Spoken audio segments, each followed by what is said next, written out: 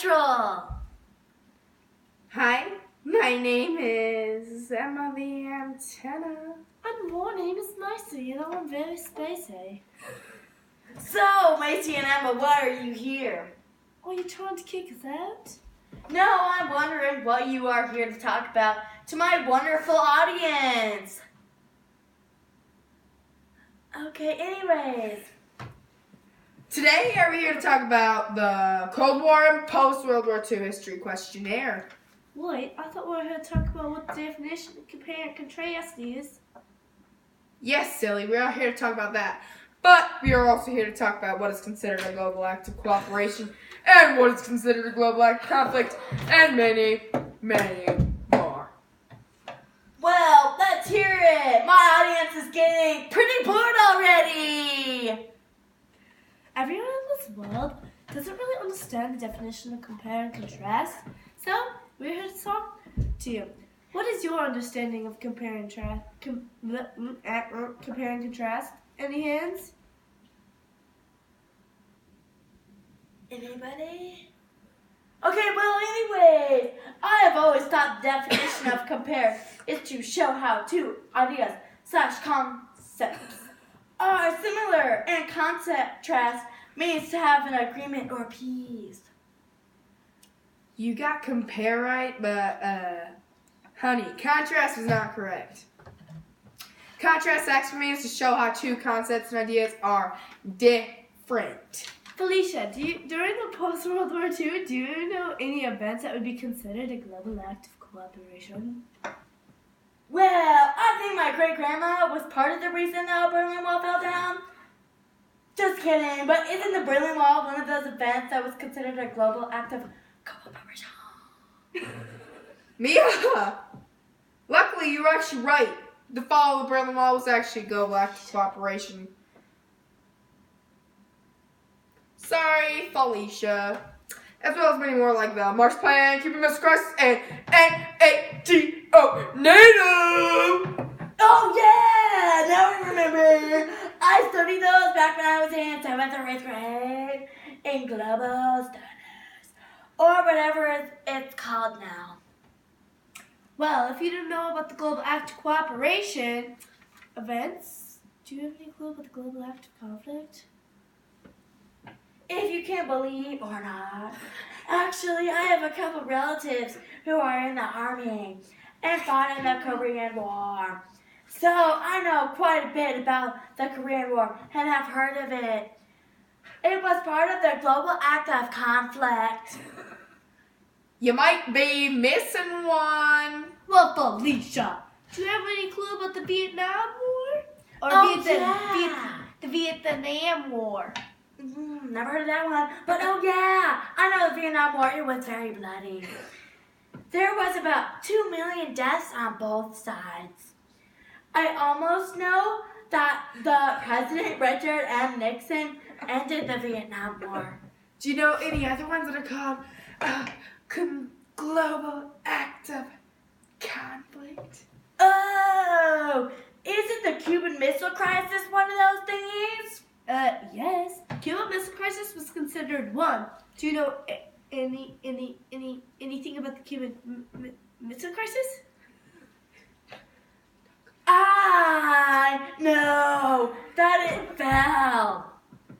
What is wrong with you? That is the fall of the Berlin Wall that the great-great-grandmother made collapse, buddy. They're two different topics. The Cuban Missile Crisis of October 1962 was a direct and dangerous confrontation between the United States and the Soviet Union during the Cold War, and was the moment when the two superpowers came closest to nuclear conflict. Now, do you understand? Yes, ma'am. So sure. Are you guys having fun? Doesn't look like it, but anyways, yeah. Now let's get to the point. My audience and I are starting you feel sleepy?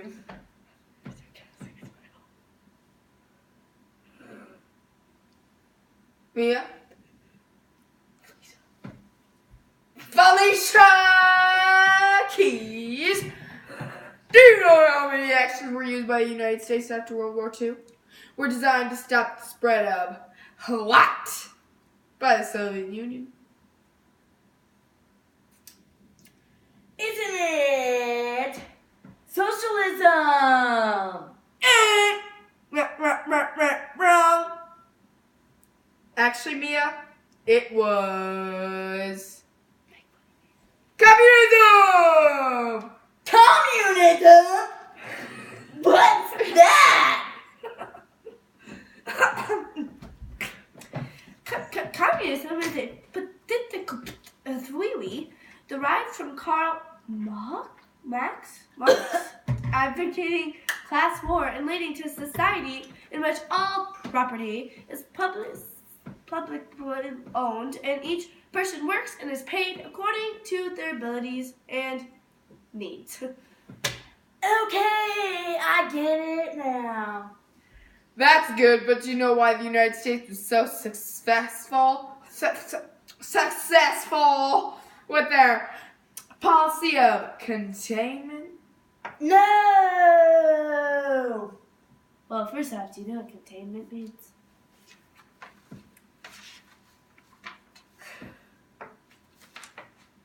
Your mom! No, it actually means the action or policy of preventing the expansion of a hostile country or influence.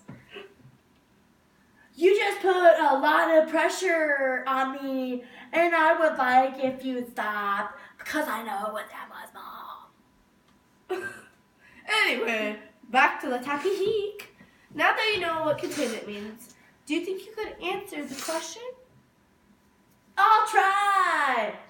I know that Korean, Vietnam, and Cuba were contained of communism by the U.S. Well, back to the point. Now we need to make a double bubble map. Are you guys having fun? Sounds like it. Let's keep going. Well, this is our double map. Oh, well, let's see what it contains of. So, we got the Korean and Vietnam. So, what we know about is the Korean War was shorter than the Vietnam. The similarities are both countries were split into communist North and democratic South. They were North and South. They were both to fight for communism! Well, that looks like that was a double bubble map. We're not done yet!